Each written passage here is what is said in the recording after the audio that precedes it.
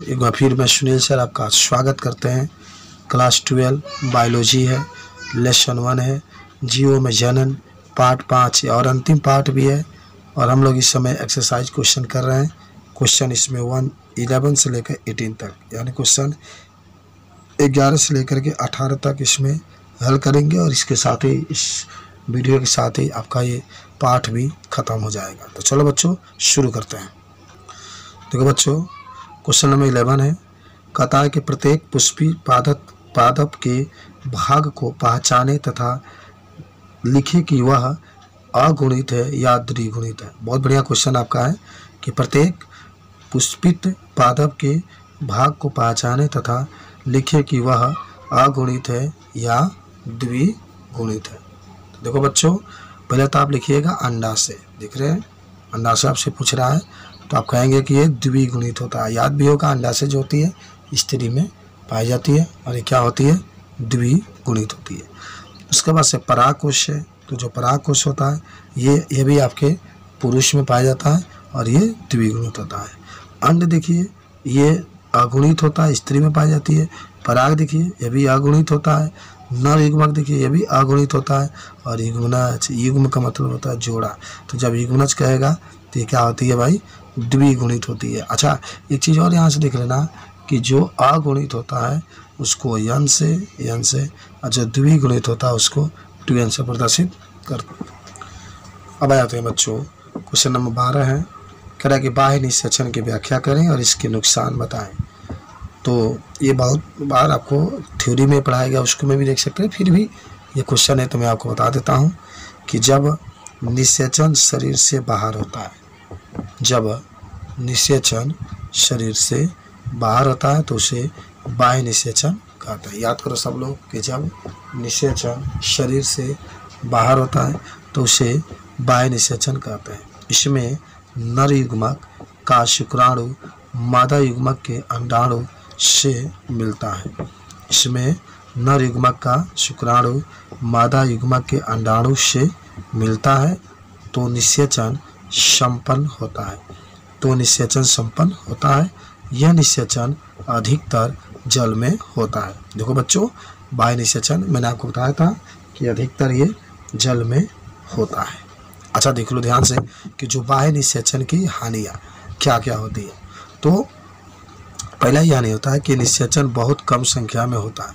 माने जो बाह्य निषेचन होता है इसकी संख्या बहुत कम होती है। माने जो बाह्य निषेचन होता है बहुत ही कम मात्रा में निषेचन होता है। तो पहला तो यही बता देंगे कि बाह्य निषेचन की संख्या जो है बहुत कम है। दूसरा कहेंगे कि इस निषेचन से उत्पन्न संतति को अधिकतर शिकारी शिकार कर लेते हैं। इस निषेचन से उत्पन्न संतति को अधिकतर शिकारी शिकार कर लेते हैं। तो ये बता सकते हैं कि इस यह निषेचन बहुत कम संख्या में होता है। इस निषेचन से उत्पन्न संतति को अधिकतर शिकारी शिकार कर लेते हैं, तो ये हानि हो जाती है। चलो बच्चों, आते हैं क्वेश्चन नंबर अब 13 के पास। 13 नंबर क्वेश्चन है, क्या कहता है देखते हैं। कह रहा है कि जुस्पोर तथा युग्मनज के बीच विभेद कीजिए। ये प्रश्न है, कह रहा है जुस्पोर तथा युग्मनज के बीच विभेद कीजिए। देखो बच्चों, जुस्पोर क्या है कि जब किसी पुष्प में बीजाणु का निर्माण हो जाता है। देखो ध्यान से कि जब किसी पुष्प में बीजाणु का निर्माण हो जाता है तथा अनुकूल परिस्थितियां आने पर वह बीजाणु पूरा फैल जाता है और फिर एक नए पौधे का निर्माण होता है, तो उसे जुस्पोर कहा जाता है। यानी जुस्पोर का मतलब होता है कि जो बीजाणु होता है उसका निर्माण पुष्प के अंदर हो जाता है, फिर वो बीजाणु फैल जाते हैं और फैलने के बाद जब अनुकूल परिस्थिति आती है तो अनुकूल परिस्थिति आने पर फिर जो बीजाणु होते हैं वह नए पौधे का निर्माण कर लेते हैं, तो उसे जुस्पोर कहते हैं। अच्छा बच्चों, आ जाओ युग्मनज। युग्मनज कहेंगे युग्मनज में कि युग्मनज का निर्माण लैंगिक जनन में होता है। युग्मनज का निर्माण लैंगिक जनन में होता है। जब नर तथा मादा युग्मक मिलते हैं, जब नर तथा मादा युग्मक मिलते हैं तो युग्मनज का निर्माण होता है। लगातार पढ़ते आ रहे हैं और इसे इसी से भ्रूण का विकास होता है, अतः फिर नए जीव का निर्माण होता है, युग्मनज द्विगुणित होता है। तो मैंने कहा युग्मनज में कि युग्मनज का निर्माण लैंगिक जनन में होता है। जब नर तथा मादा युग्मक मिलते हैं तो युग्मनज का निर्माण होता है, इसी से भ्रूण का विकास होता है, अतः फिर नए जीव का निर्माण होता है, युग्मनज द्विगुणित होता है। चलिए बच्चों, अब आते हैं युग्मक जनन और भ्रूणोद्भव के बीच अंतर स्पष्ट करें। युग्मक जनन और भ्रूणोद्भव के बीच अंतर स्पष्ट करें। तो एक होता है युग्मक जनन, एक होता है भ्रूणोद्भव। तो युग्मक जनन और भ्रूणोद्भव, तो पहला कहेंगे नर और मादा युग्मक के संलयन को युग्मक जनन कहते हैं। नर और देखो युग्मक जनन यहाँ पर लिख रहे हैं, यहाँ पर भ्रूणोद्भव। तो नर और मादा युग्मक के संलयन को युग्मन जनन कहते हैं। इसमें पहले क्या कहेंगे बच्चों, युग्मनज से संतति को विकसित होने की क्रिया को भ्रूणोद्भव कहते हैं। युग्मनज से संतति को विकसित होने की क्रिया को भ्रूणोद्भव कहते हैं। दूसरा क्या कहोगे, इसमें अर्धसूत्री विभाजन होता है। किसमें, जो युग्मनज होता है इसमें अर्धसूत्री विभाजन होता है बच्चों।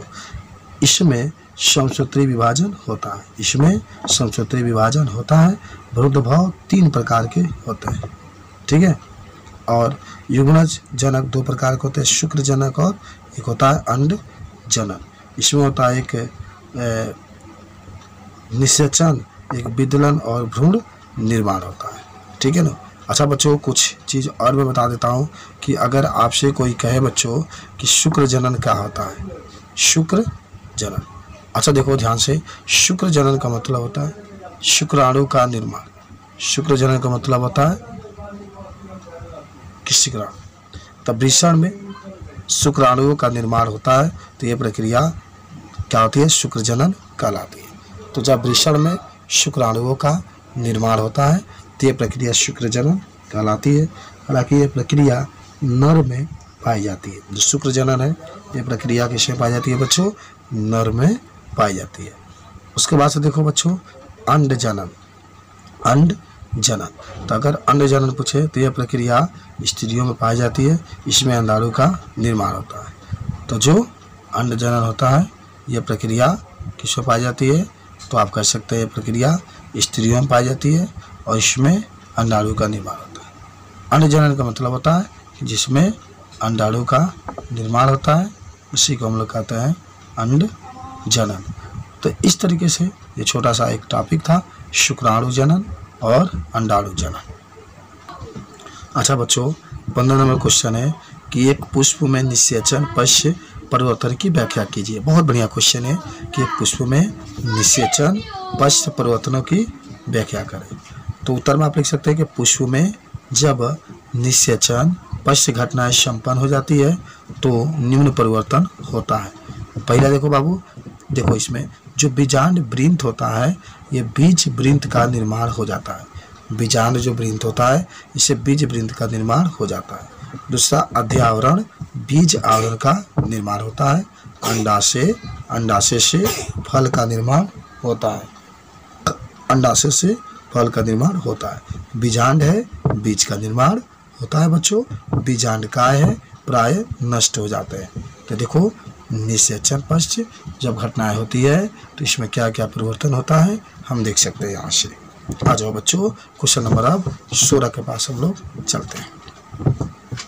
तो क्वेश्चन नंबर 16 देखते हैं। कह रहा है इसमें कि एक द्विलिंगी पुष्प क्या है।